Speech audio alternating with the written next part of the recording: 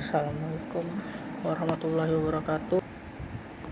Nama saya Emal Fakih Sapikridla, NPM 2021021104. Di sini saya akan mempresentasikan materi yang dikirim yang diberikan oleh dosen Bapak Hervin Yoki Pradikta, MHI. Itu dalam mata kuliah Filsafat Hukum. Sempurna. Sempurna artinya utuh, lengkap segalanya.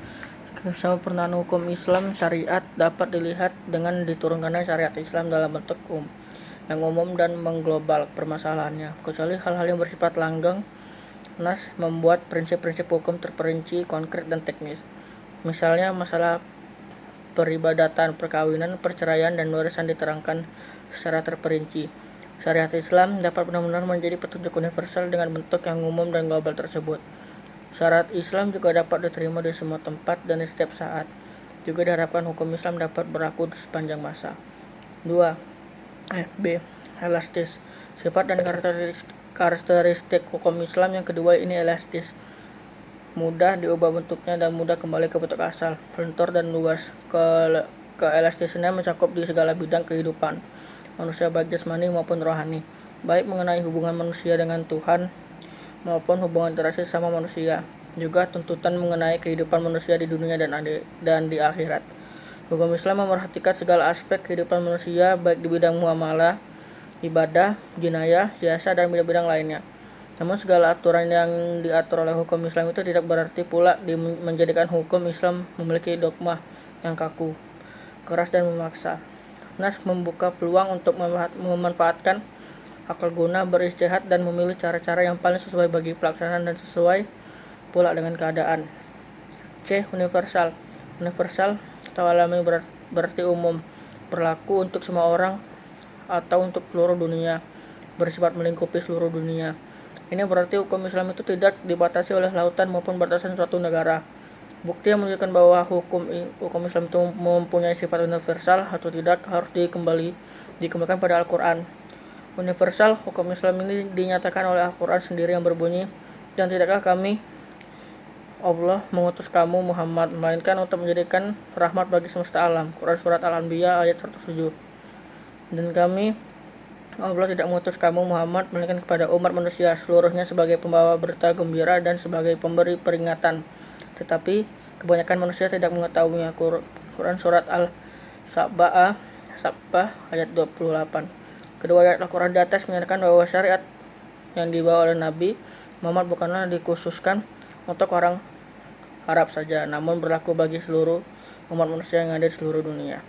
Dinamis adalah KBBI. Dinamis dalam KBBI dituliskan makna dari kata dinamis adalah penuh semangat dan tenaga sehingga cepat bergerak dan mudah menyesuaikan diri dalam keadaan dan sebagainya. Kedinamisan hukum Islam terletak pada dasar-dasar yang menjadikan dasar dan tiang pokok bagi hukum. Dasar-dasar dan pokok itulah yang menjadi sumber kekuatan, kelemahan, kemudahan, dan kesukaran dalam menetapkan hukum Islam. Syariat Islam dapat menarik manusia dengan amat cepat dan manusia bisa menerimanya dengan ketetapan hati, karena Islam menghadapkan pembicaraan kepada akal dan mendesak manusia bergerak dan berusaha serta memenuhi kehendak fitrah yang sejahtera. Sebagian hukum Islam menuju kepada toleransi, persamaan, kederwakaan, menyuruh untuk berbuat ma'ruf dan mencegah munkar. Sendi dari kedinamisan hukum Islam adalah 1. Meniadakan kepicikan, 2. menyedikitkan tugas, 3. mensyariatkan hukum dengan cara berangsur-angsur, 4. memerhatikan kemaslahatan manusia, 5. mewujudkan keadilan yang merata. Sistematis.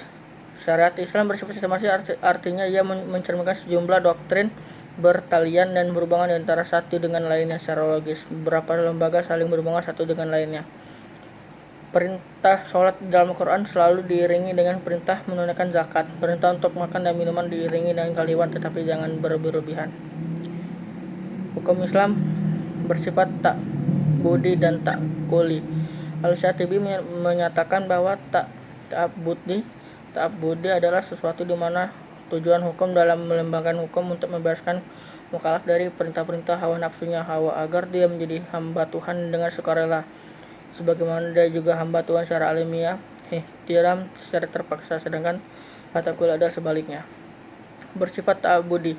Lebih jelas ta'abudi adalah suatu bentuk ibadah yang tujuan utamanya untuk mendekatkan diri kepada Allah, yakni beriman kepadanya dan segala konsekuensinya berubah ibadah yang mengandung sifat ta'abudi murni. Artinya, maka ide dan konsep yang terkandung di dalamnya tidak dapat dinar khairu makula al-makna atau suprarasional.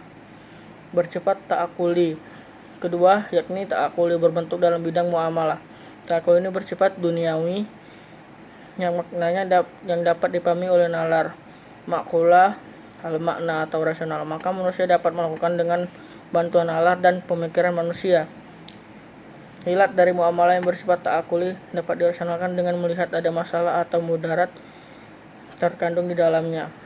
Itu saja yang dapat saya sampaikan. Sebelumnya mohon maaf kepada Assalamualaikum warahmatullahi wabarakatuh.